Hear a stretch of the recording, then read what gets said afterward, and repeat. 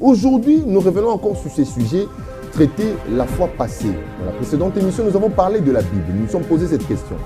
Est-ce la parole de Dieu ou un récit de faits, des événements historiques? Cela est bon et agréable devant Dieu notre Seigneur, qui veut que tous les hommes soient sauvés et parviennent à la connaissance de la vérité. Ça, c'est lui second.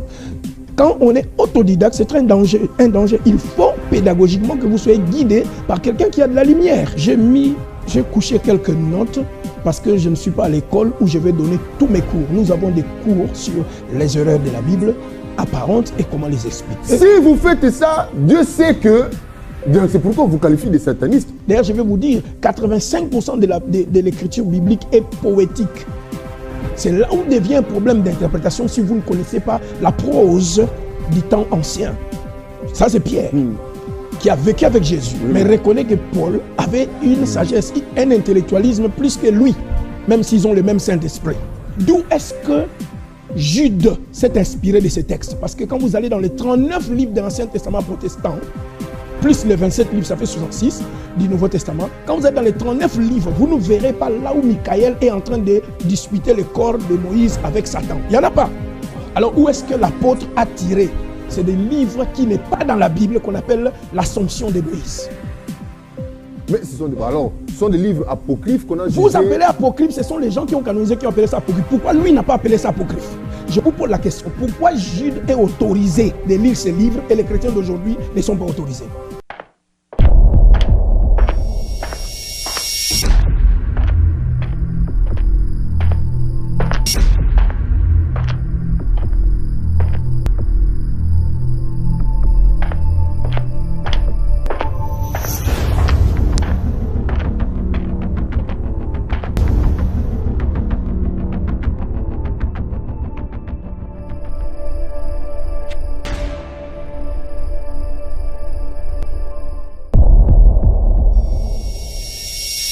Chemin de la vérité, votre magazine qui donne de la lumière sur des questions touchant à la spiritualité, des questions un peu obscures, obscurcies, qui taraudent nos esprits. Et à travers ce magazine, nous cherchons à avoir de la lumière pour comprendre les faits, les événements, les discours, les propos, les écrits, les lettres, ainsi de suite. Aujourd'hui, nous revenons encore sur ces sujets traités la fois passée. Dans la précédente émission, nous avons parlé de la Bible. Nous nous sommes posé cette question. Est-ce la parole de Dieu ou un récit de faits, des événements historiques?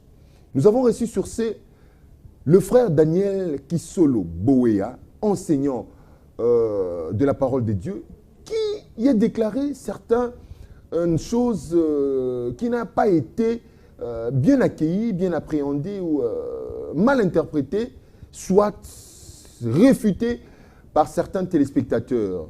Il a été qualifié d'occultiste, il a été qualifié d'agent du diable venu susciter l'apostasie, donc un sujet à controverse. Mais pour l'instant, nous avons encore rappelé cet invité pour qu'il nous éclaire encore une fois, pour que nous puissions avoir certains éléments de clarté sur cette question.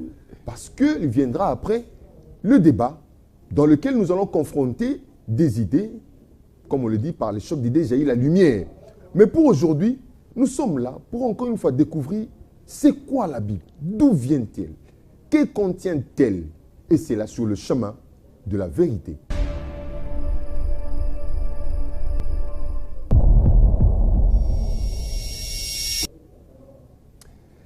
Il a suscité de la polémique, il faut le dire.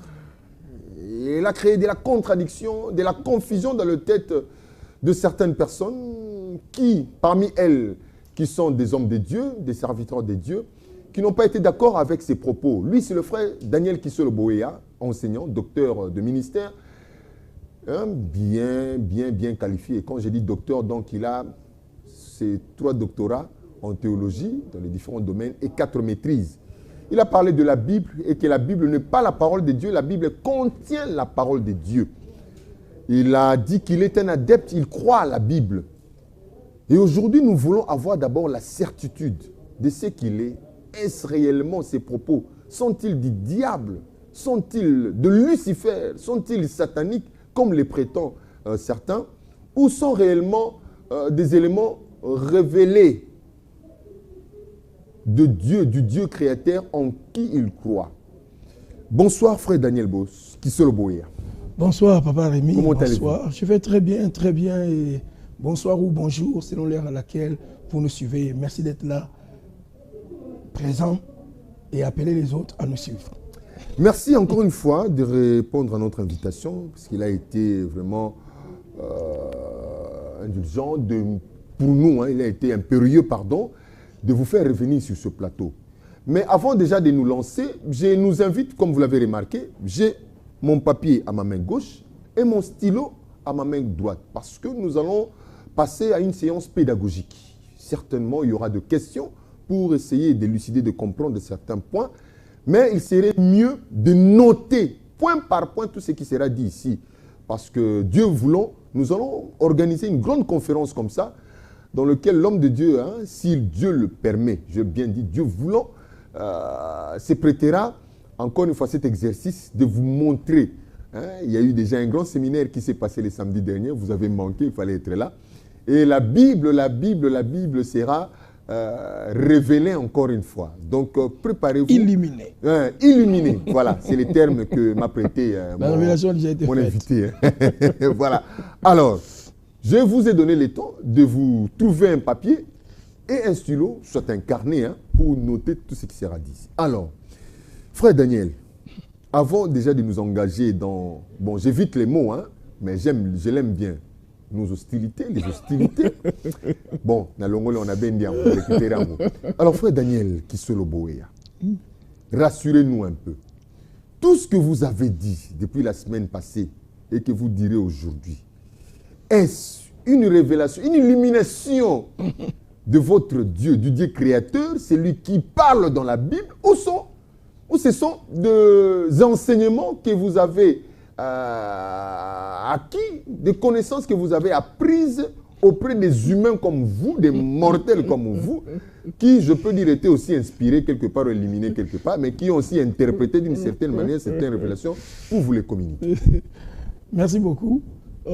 Comme vous me l'appelez frère, je suis un frère. Je suis un frère en Christ. En fait, d'ailleurs, c'est notre nature. Hein? Oui, je suis un frère. Ce n'est pas parce que je suis un homme, mais je suis un frère. Je crois en Christ. Je crois en sa parole. Je crois à l'espérance que tout le monde attend de la nouvelle terre et des nouveaux cieux.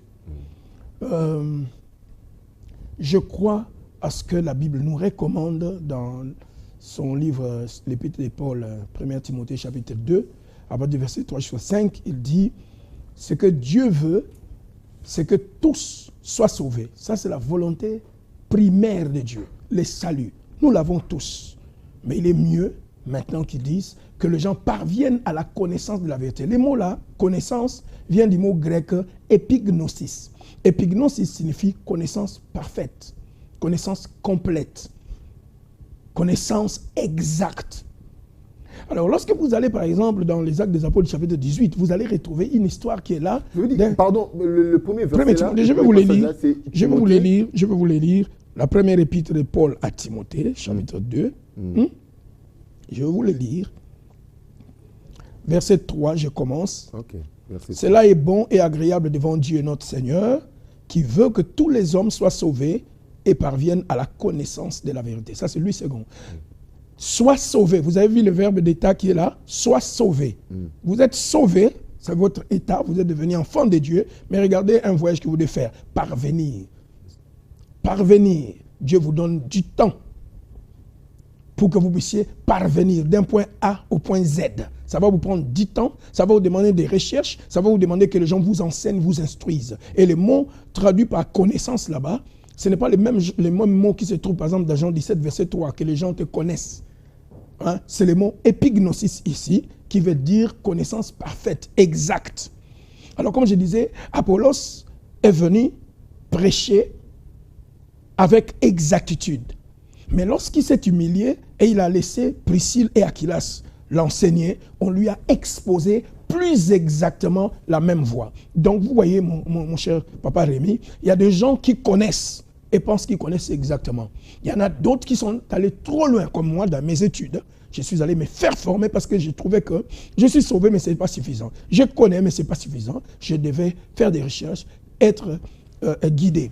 Comme dit Actes des Apôtres, chapitre 8, Comment pourrais-je comprendre ces choses si personne ne me guide? Être autodidacte, c'est là le mal du Congolais qui apprend n'importe où, ramasse un syllabus ou va télécharger quelque chose et il se fait un professeur, il se fait un pasteur dans l'église. Et c'est là, quand on est autodidacte, c'est un danger, un danger. Il faut pédagogiquement que vous soyez guidé par quelqu'un qui a de la lumière. Parce que toutes les lumières n'ont pas la même force. C'est exactement ça les mots que vous avez dans votre Bible. Dans Jean, on dit, voilà, la lumière est venue dans les ténèbres ne l'ont pas reçue. Hein? Donc, il y a dans ces Jean, là, chapitre 1, deux sortes de lumières. Il y a des lumières des stades et il y a des lumières des véhicules. Hein? Donc, la connaissance a des degrés. C'est cela. Quelqu'un connaît exactement, quelqu'un connaît plus exactement. Alors, une autre chose, papa, comme vous le dites, vous l'avez annoncé, certains frères m'ont qualifié, c'est leur opinion, mais s'ils sont des frères en Christ et des hommes de Dieu, nous allons retourner au code de la route chrétienne, qu'ils appellent la Bible. Dans 1 Pierre, chapitre 3, verset 15, voici la recommandation. La première de Pierre, chapitre 3, verset 15. Mais sanctifiez dans vos cœurs Christ le Seigneur, étant toujours prêt à vous défendre.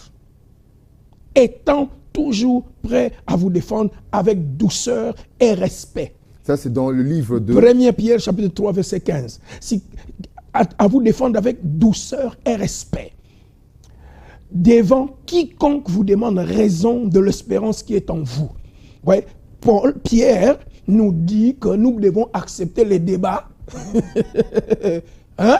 Mais quelles sont les règles du débat si quelqu'un me demande de m'expliquer? Il dit, faites votre défense avec deux qualités, la douceur et le respect.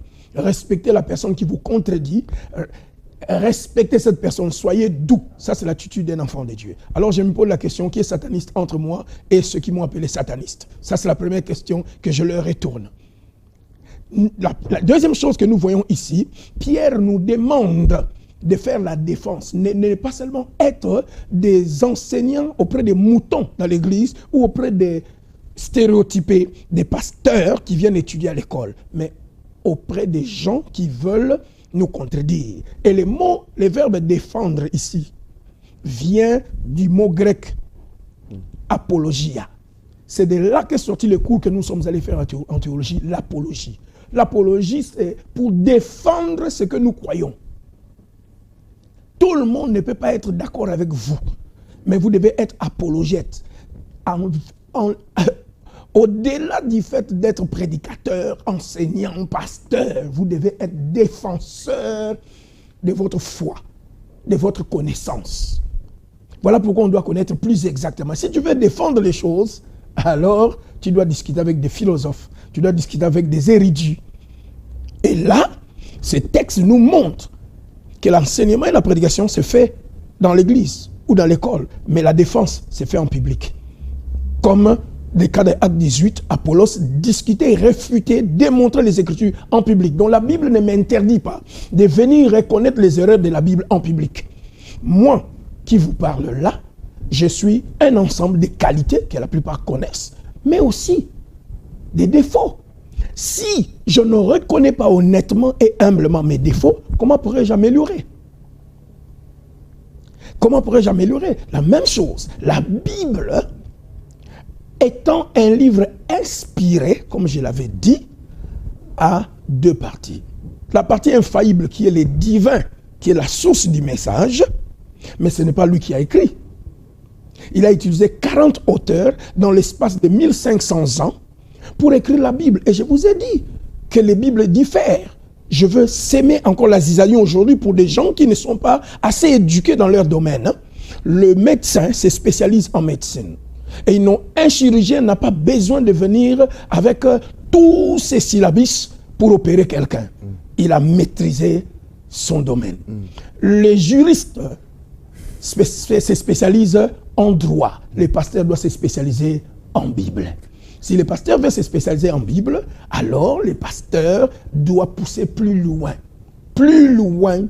son fanatisme, mettre de côté, douter d'abord de ce qu'il croit, ça c'est le rôle de la philosophie, ensuite trouver des réponses vraies pour croire, non par fanatisme, mais croire par intelligence Parce que la foi est intelligible. La foi n'est pas bête. On dit la foi vient de ce qu'on entend.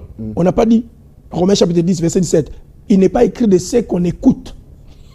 Parce que la foi ne vient pas de l'écoute. La foi vient de ce qu'on entend, l'entendement. C'est la compréhension. Et ce qu'on comprend vient de la parole de Christ. Donc la foi, elle est intelligible. La Bible s'adresse d'abord à notre intelligence avant de passer au niveau de notre cœur ou notre esprit.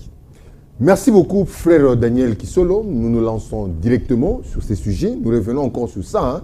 La Bible, est-ce la parole de Dieu? Non, la Bible contient la parole de Dieu. La Bible a des erreurs.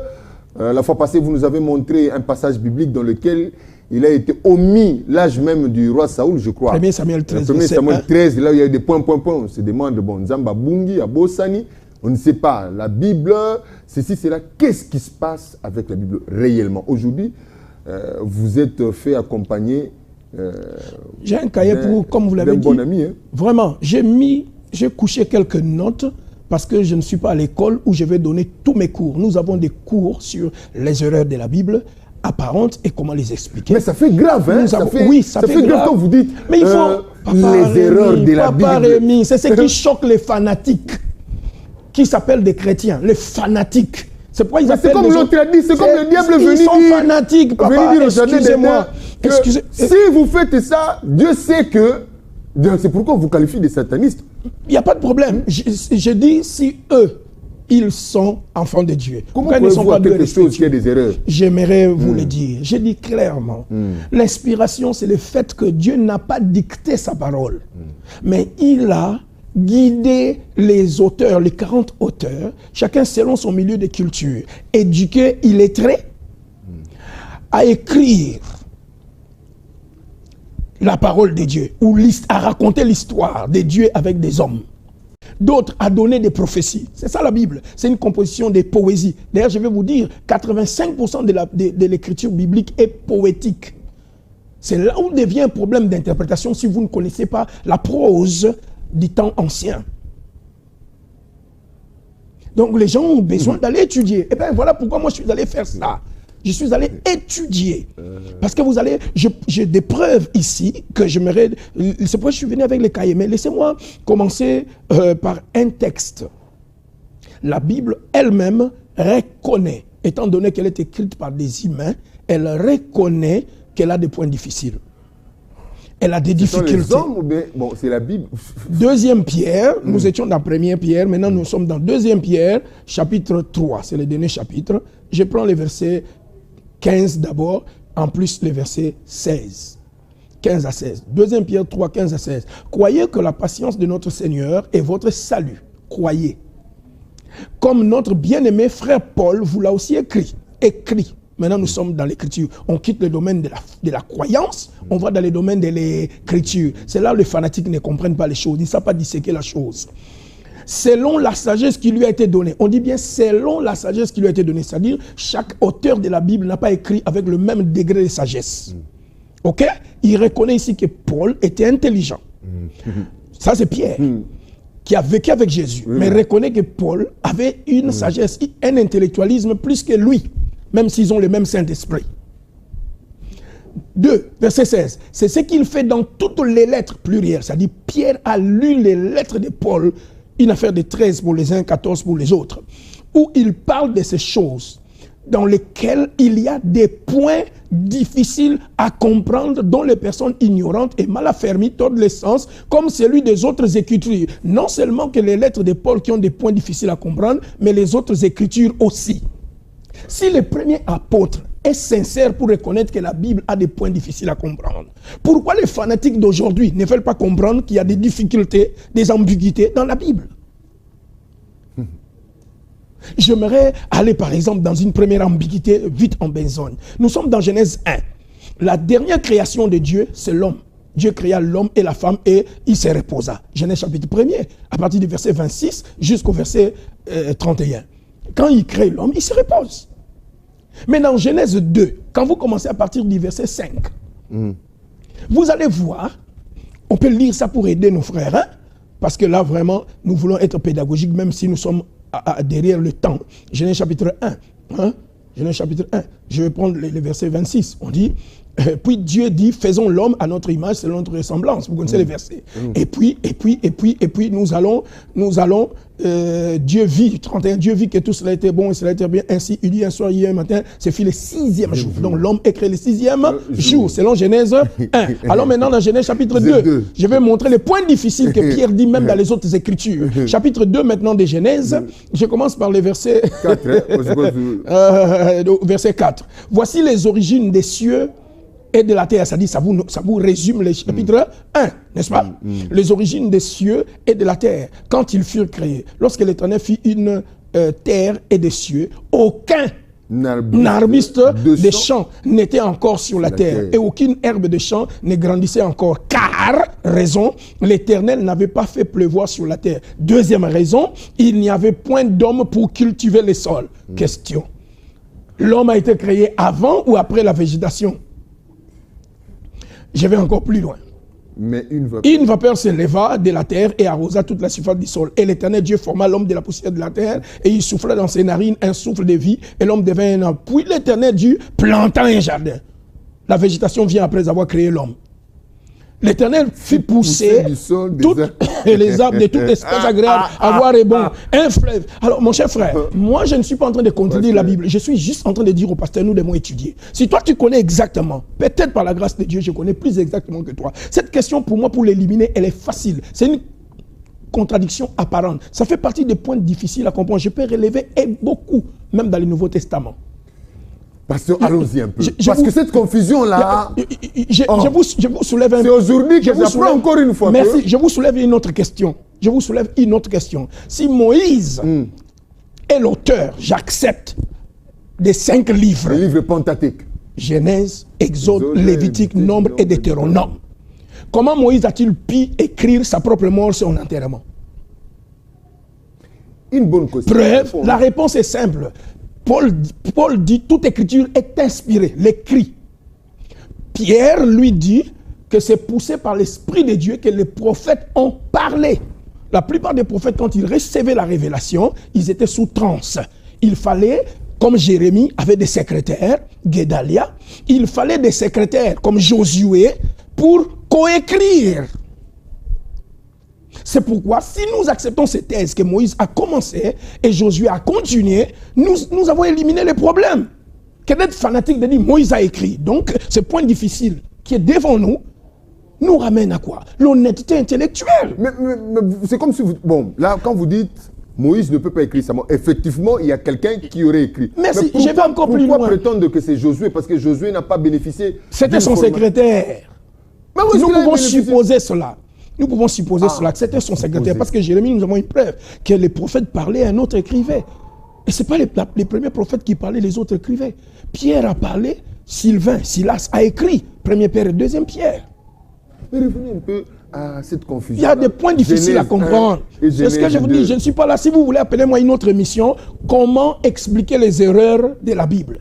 Parce que 1 Samuel chapitre 13, que j'ai défié tout pasteur à expliquer, qui n'est pas parti à l'école comme moi, d'expliquer. Parce que moi, je peux expliquer ça. Ce sont des erreurs qu'on appelle les erreurs copistes. Quand je dis que la Bible que nous avons, que nous appelons textes originaux, sont des copies, des copies, des copies. Les gens ont crié. J'ai vu certaines des réactions que vous m'avez envoyées. Ah non, il ment. Attention, frère. Vous n'avez fait aucune étude sur les manuscrits anciens. Je peux vous donner des dates parce que ce sont des cours. Je me suis spécialisé en cela. Qui peut me montrer les 2 tables de la loi de Pierre, là où Moïse a couché les lois de Dieu? Qui en a? Parce que c'est ça la copie originale. Qui a la lettre que Pierre a écrite par Sylvain? Qui a l'évangile que Matthieu a écrit? Tout ce que nous avons en grec, en hébreu, sont des copies, des copies, des copies, des copies, des copies. Il faut étudier ce qu'on appelle les massorétiques. Il y a des textes massorétiques et nous les avons quantifiés à TM52, TM1. Le temps me manquerait de te parler de cela. Pasteur, attention, vous allez nous dire ici des merti rares.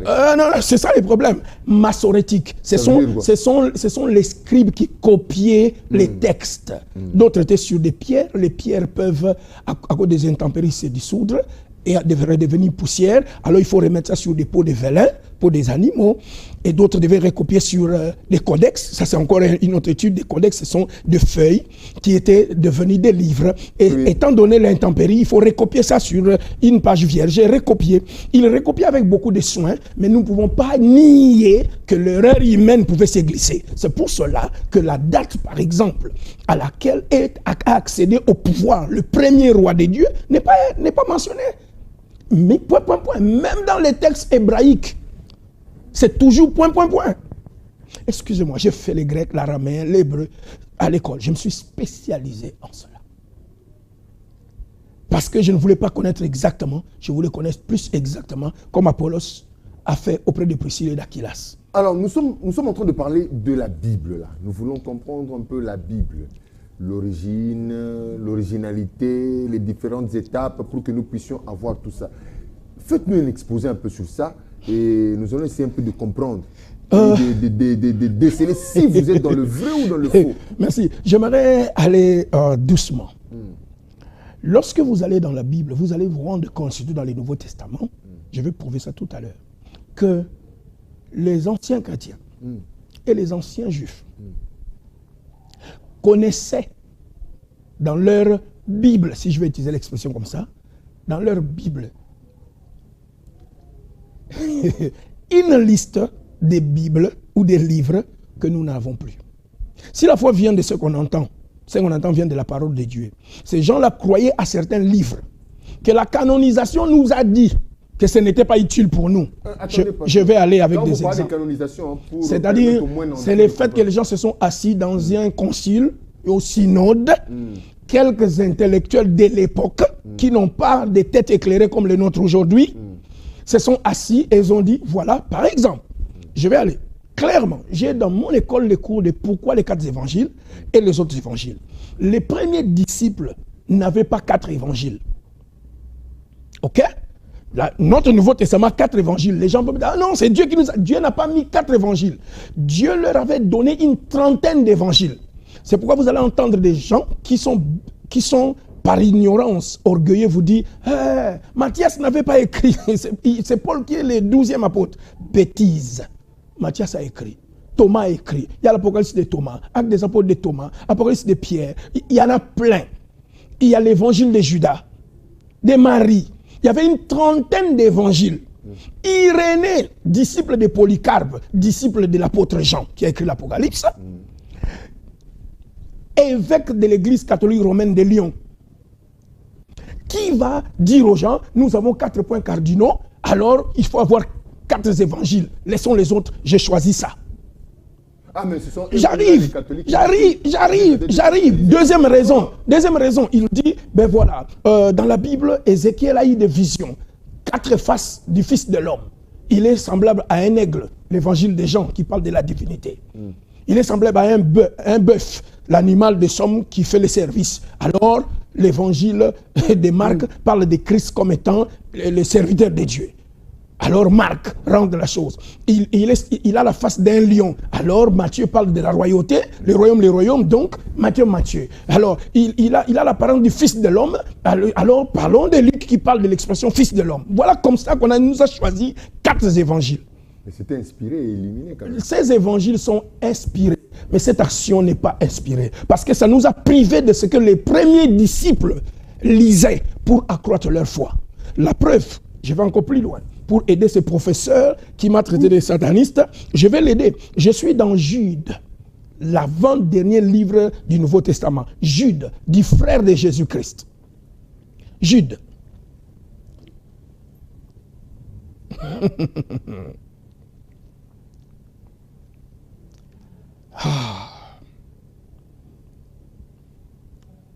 Ça, c'est exceptionnel. Je suis dans Jude.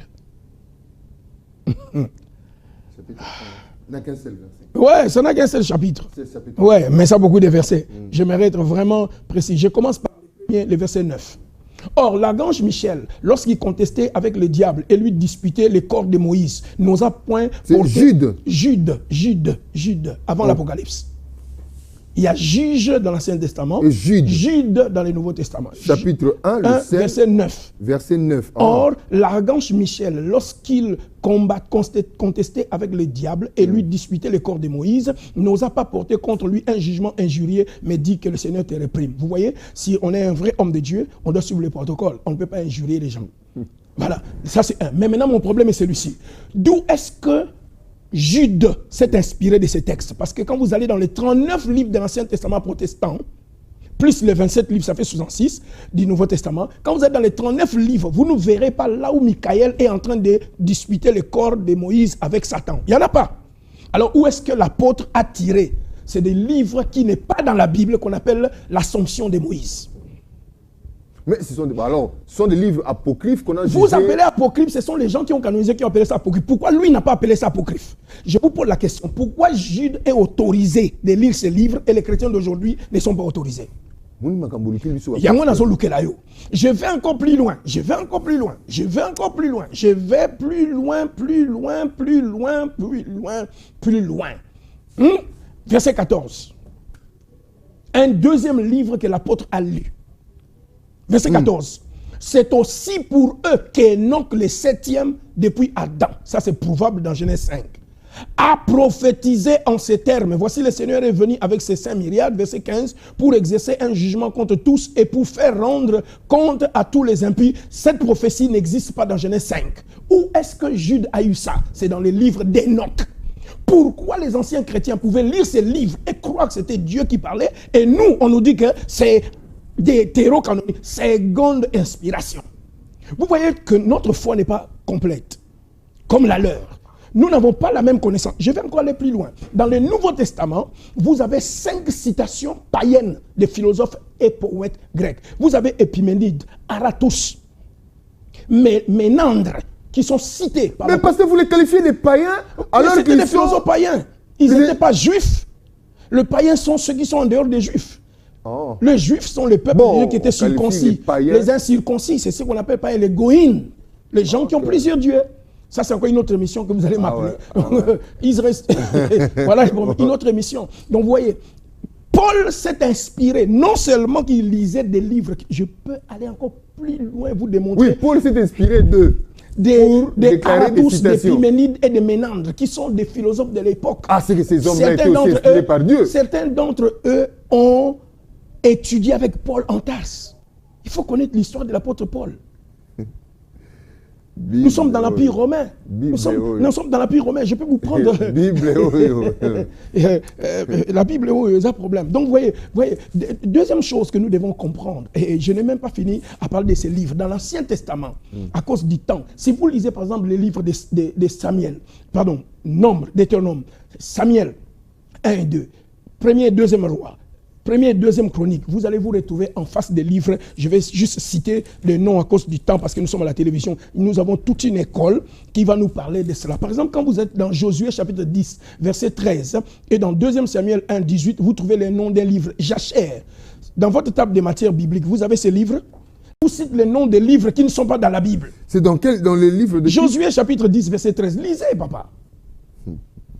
Je dois vérifier, hein, parce que nous sommes sur le chemin de la vérité. Où est ce livre? Josué, parce que la parole de Dieu n'a que 66 livres. Non, Josué, la Bible contient la parole de Dieu. N'a pas tous les livres qui ont la parole de Dieu. Josué 10, verset 13. 13, je dois lire ça. Et le soleil, Josué chapitre 10, verset 13. Et le soleil s'arrêta, c'est ça, hein? Continuez. Et la lune suspendit sa course jusqu'à point. Suspendu sa course jusqu'à ce que la nation eût tiré vengeance de ses ennemis. Cela n'est-il pas écrit dans le livre des justes? Des justes. Où est ce livre? Ce livre est appelé Jachère en hébreu. Où est ce livre? Donnez-moi un livre dans les 39 livres de l'Ancien Testament qui s'appelle Juste. Le soleil, au milieu du ciel, soleil, j'arrive encore, je vais vous dire, voilà, Dieu a inspiré la Bible à des gens qui n'avaient pas la connaissance exacte de la géographie. Pour nous, ces miracles, je crois que ces miracles a été fait, mais ce n'est pas le soleil qui s'était arrêté. Ah, les évêques catholiques, ce n'est pas les miracles. On doit leur accorder. Revenons, la Bible n'est pas bête. Donc la Bible doit être actualisée. Exactement, nous ne devons pas être bêtes comme certains fanatiques. Le miracle a bel et bien eu lieu.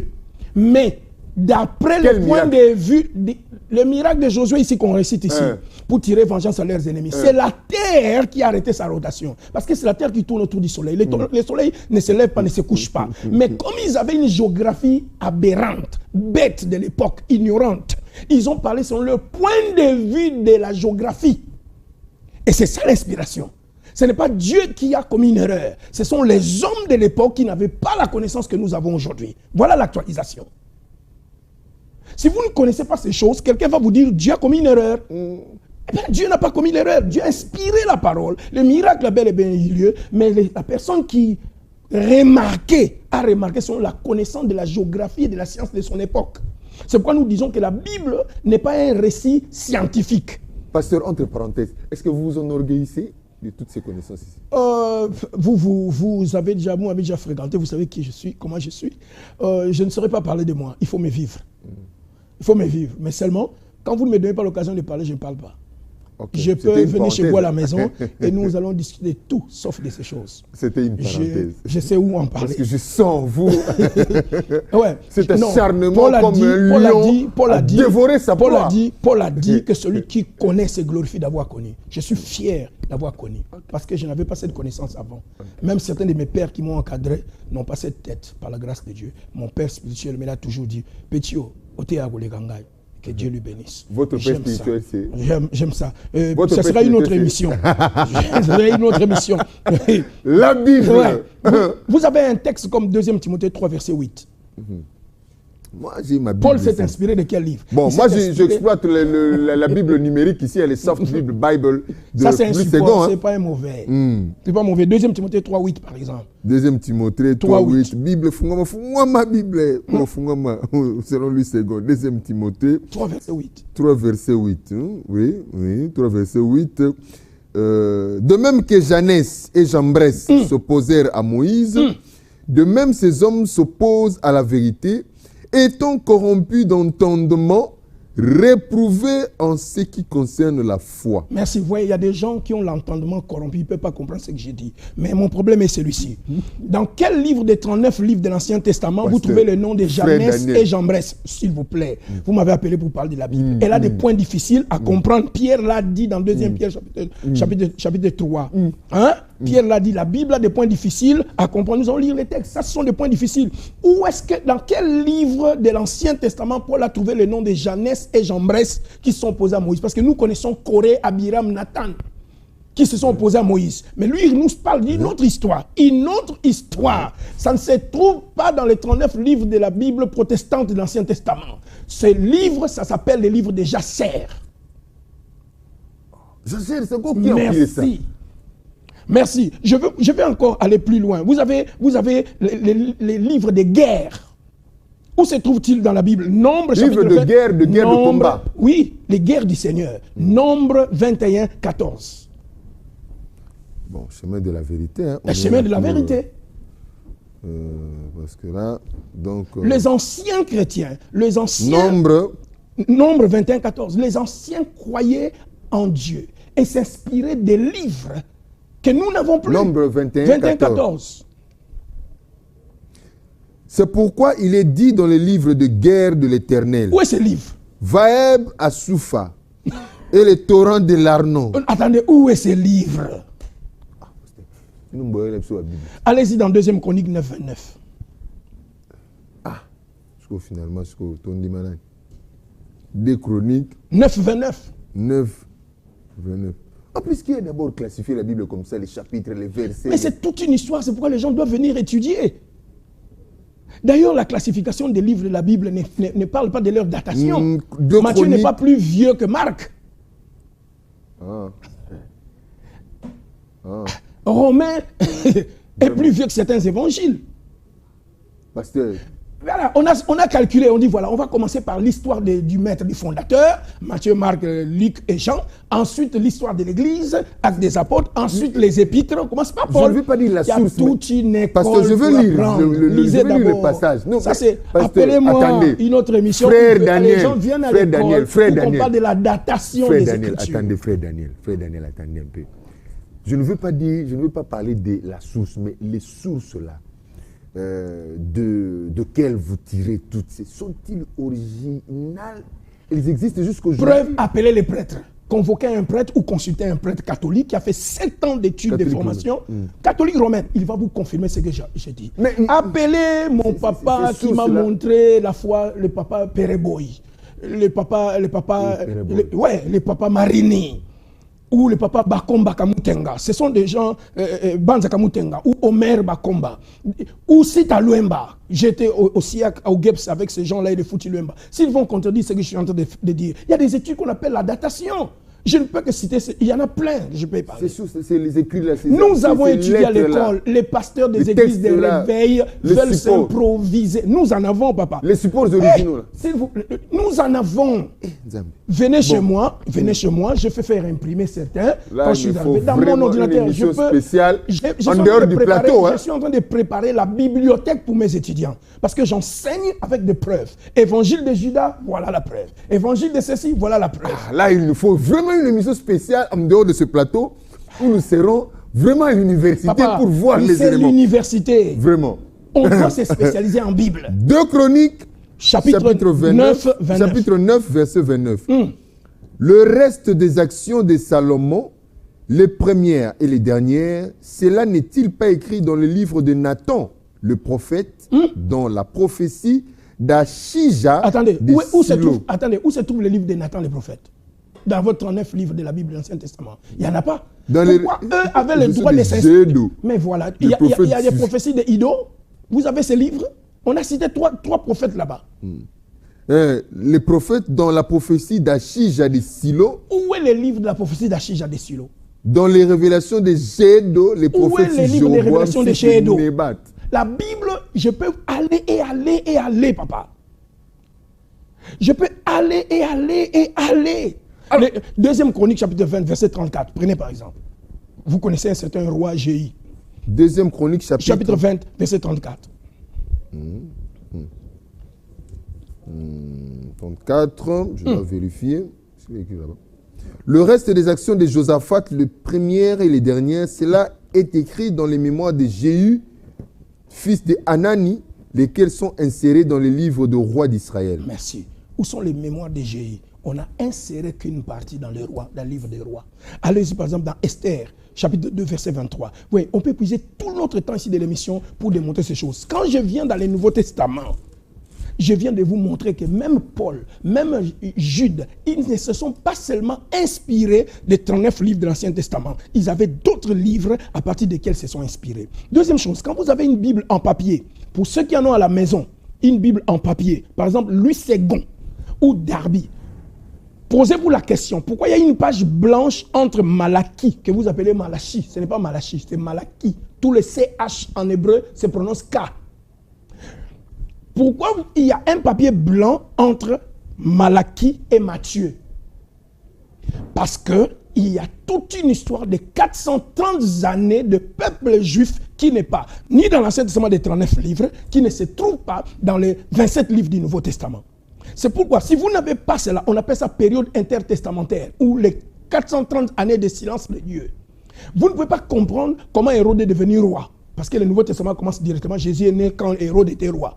D'où est-il venu? Parce que les 39 livres n'en parlent pas. Vous avez besoin des livres que vous rejetez qui se trouvent dans la Bible des catholiques et romaines. Maccabée, Siracide, des consorts pour avoir cette histoire. Ah, j'ai perdu ma Bible de Jérusalem. Allez chercher ça. Parce que vous avez un trou.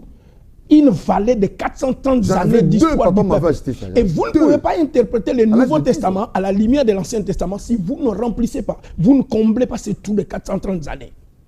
Parce que vous ne saurez pas expliquer d'où viennent les synagogues, d'où viennent les pharisiens, d'où vient le fait que Hérode est agité quand Jésus est né comme roi des Juifs. Qui est Hérode? Il vient de quelle nationalité? Pour qu'il soit agité parce qu'on parle de roi des Juifs. Alors lui, il n'était pas roi des Juifs. Oui, il n'était pas roi des Juifs. C'était un Idiméen, un fils d'Isaou, dont le père a été amené de force à adorer la religion juive à cause de la guerre, comme il était un prisonnier de guerre, quand les Juifs ont gagné la guerre contre son pays. Et ce père, étant donné qu'il était démocrate et intellectuel, a été primé par le gouvernement romain. Et il est devenu un organisateur. Son fils, plus tard, va le succéder et ça devient une dynastie de la famille. C'est pourquoi quand un pur sang va naître, eh bien, il doit être tué parce qu'il ne va pas à notre place. On a construit les pays, on a construit les temples pour flatter ces peuples. Et ces gens-là étaient des judaïques forcés, cette famille des Iduméens. Alors maintenant, un juif vrai est venu. Il faut les tuer. Il y a toute une histoire. Comment tu peux expliquer toutes ces choses si tu ne connais pas cette histoire de 430 années? La guerre des Asmonéens. Alors, qu'est-ce qu'ils disent? Qui est sataniste ici? J'ai plusieurs preuves à vous donner. Vous voyez, quand vous êtes dans Acte 17, verset 20, Paul est en train de citer Aratus et Épiménide, qui sont des poètes de la Crète, des Crétois, hein, de l'Empire gréco-romain. Il s'inspire, il dit, en lui, nous avons l'être, les mouvements et la vie. Ça, c'est Aratus qui a dit ça. Quand il dit, nous sommes de sa race. Ça, c'est Épiménide. Paul a cité Ménandre. Paul a cité Épiménide. Paul a cité Aratus. Il a lu des livres. Quand il disait à Timothée, amène-moi des livres qu'on appelle Biblos. Amène-moi les Bibles. Il y avait les Bibles des philosophes. Dieu a utilisé la caboche d'un tel homme. Oui, Dieu dit à Jean, ce que tu vois écrit dans un livre, les mots là, c'est les mots Biblos. Écris ça dans une Bible. Les anciens chrétiens croyaient qu'il existait tout livre, tout document écrit, en rouleau ou une petite lettre. Même la lettre de divorce venait en mot grec Biblos. C'était une Bible. Mais ils n'avaient pas un livre de 66 livres qu'on appelle Bible. Non. Par exemple, on appelle les livres de la loi de Moïse.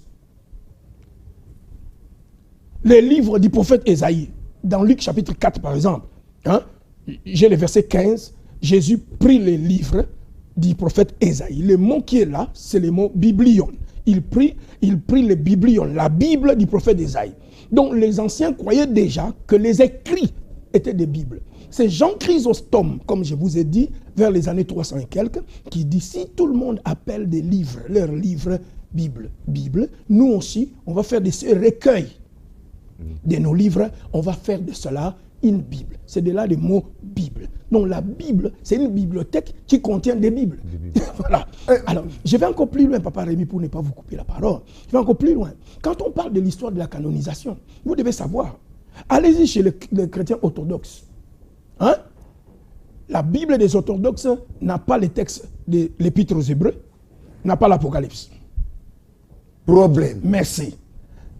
La Bible des protestants contient l'Apocalypse. Mais jusqu'au IVe siècle, l'Apocalypse ne se trouvait pas dans la Bible protestante. Il a fallu 10 siècles plus tard pour que l'on puisse accepter l'Apocalypse comme un des livres. On dit, ah, c'était trop... surtout contre les millénaristes comme Arius et les autres qui prêchaient ces choses dans l'histoire de l'Église. Beaucoup de gens doivent apprendre. Jusqu'au IVe siècle, les chrétiens du IVe siècle ne possédaient qu'une Bible qui avait un Nouveau Testament de 22 livres. Et non 27. Pasteur, vous qualifiez la Bible, vous dites que vous croyez à la Bible. Mais la Bible là contient la parole de Dieu, elle n'est pas la parole de Dieu. Mais vous la qualifiez de sacré, de livre sacré. Parce que quand on voit sacré, l'approche que nous avons, l'appréhension que nous avons, nous considérons que c'est un document qui est trop élevé en spiritualité, un document qui est attaché à Dieu lui-même, à la divinité.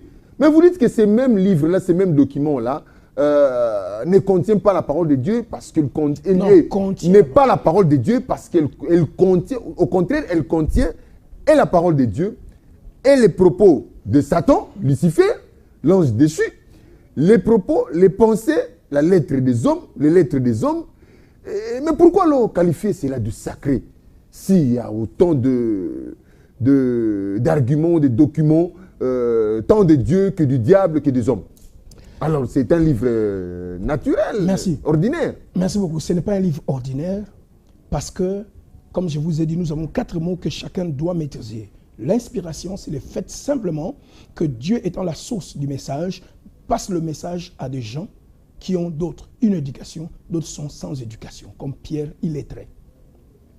Alors, l'inspiration devient le fait que Dieu ne les a pas considérés comme des robots pour les dicter, mais Dieu va coopérer avec eux, les guider pour le choix des mots. Par exemple, dans ma tête, si j'ai 2 mots qui disent la même chose, comme imiter et mimer, disent la même chose, alors Dieu convainc mon cœur à choisir pour écrire les mots imités au lieu de mimer. C'est ça l'inspiration. S'il n'y en avait pas dans ma caboche, Dieu ne pouvait pas me pousser à l'écrire. Ça, c'est très important. Alors, Dieu étant la source de toutes choses, il n'a pas honte de nous montrer les biens et les mal pour que nous puissions choisir le bien. Étant donné cela, l'inspiration, comme je l'ai dit, est faite par des hommes faillibles, mais venant d'un Dieu infaillible. C'est pour cela, Dieu nous montre dans sa parole qui est révélée. Dans la révélation, c'est Dieu qui prend le monopole de venir dévoiler ses vérités aux hommes. Vous n'avez pas les choses, vous devez les classifier. Ça, c'est la révélation. Dieu nous révèle sa parole, qui nous révèle le plan du salut. Avant, il s'était révélé dans la nature, dans les choses. OK? En un mot, dans les choses, on appelle ça révélation générale. Il s'est révélé dans les choses. Mais cette révélation ne pouvait pas apporter le salut, vu que l'homme était déchu de par le péché véniel d'Adam. Alors, pour que le péché soit retiré de l'homme et que l'homme retourne en communion avec Dieu, Dieu a un plan de salut par Jésus-Christ. Alors, il doit faire une révélation spéciale. La révélation spéciale, c'est le fait que Dieu maintenant révèle ses plans. Pas maintenant dans la nature et dans les choses, mais dans les écrits. Et il va regarder dans ces peuples. Il voit que Noé avait 3 fils. De ces 3 fils, le monde a été peuplé. Mais une lignée a gardé la pureté qui était juste. C'est pourquoi vous voyez, Sem, par exemple, n'est pas l'aîné de la famille. Japheth est l'aîné. OK? Cam est le cadet. Sem est au milieu. Mais Sem était plus juste que tout le monde. Noé bénit Sem et fait de lui celui qui va rester avec l'héritage de la divinité. Tous les autres sont partis avec cette petite connaissance de leur Père, de Dieu, et ils sont partis avec, véhiculer cela, mais avec une multitude de dieux. Alors Dieu choisit les Sémites, Abraham, Isaac, Jacob, Moïse, Israël, Jésus-Christ, pour sortir la révélation spéciale du salut. C'est là où la révélation, elle est infaillible. Alors quand Dieu parle de Satan qui a parlé, par exemple, le fait que Satan a parlé dans la Bible à Adam et Ève ou aux hommes, c'est fait, prouve que c'est Dieu qui l'a inspiré, l'a révélé. Mais la parole qui est prononcée ne vient pas de Dieu. Non. La parole écrite que Satan avait dit, c'est Dieu qui a donné l'ordre qu'on écrive. C'est pourquoi on dit inspiré. Mais la parole qui est prononcée, Dieu sait que le jour où vous en mangerez, vous serez comme lui, vient du diable. Cette parole n'est pas de Dieu. Voilà, pasteur, frère Daniel Kisolo-Bouéa, docteur. On est arrivé à la fin, c'est vraiment émouvant, cette émission. On n'a pas vraiment envie d'en finir. Ah ben oui. Parce qu'il y a tellement de questions. Mais je pense que Dieu voulant... Non, Dieu voulant, nous allons voir de quelle manière organiser des conférences comme ça. Voilà. En partenariat même avec d'autres connaisseurs. Voilà. Des églises comme des églises catholiques, des églises protestantes, des églises de réveil, pour essayer un peu de parler un peu sur la Bible. Parce que le pape, je cite à un moment, a dit que la Bible devrait être actualisée. Actualisée. Parce que j'ai constaté, moi-même j'étais contre cela, mais du moins j'ai pris une certaine position. Il ne voulait pas changer l'inspiration et la révélation. Le message reste, mais il faut mettre ça à notre niveau. Voilà, la terre tourne autour du soleil. Mais à un moment, on nous a dit que les Josué a arrêté le soleil.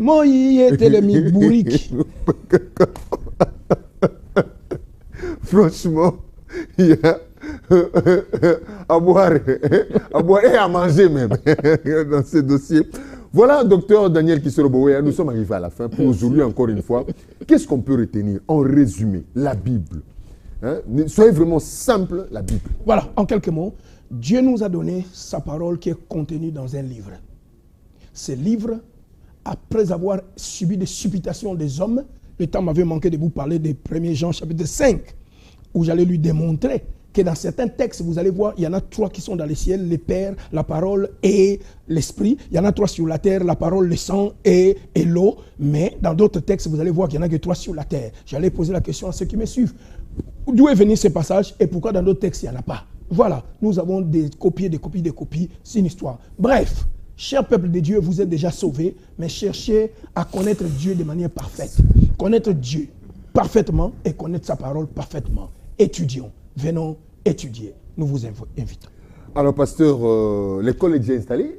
L'école est en train d'être installée, mise sur pied. Ils auront tout à l'heure, dans les jours qui viennent, des précisions. Mais ils peuvent déjà contacter notre bureau pour ça. Le cabinet, voilà. Donc, les pasteurs... Même vous, ils peuvent vous contacter. Par le numéro affiché sur le bas de l'écran, faites ça, vous nous contactez et puis nous allons vous indiquer, orienter soit vous dire de quelle manière procéder pour arriver à joindre le docteur Daniel Kisolo-Boyel. Alors, est-il un rendez-vous? Oui, le 23 de ce même mois, nous retournons dans la même salle où nous étions à Lemba.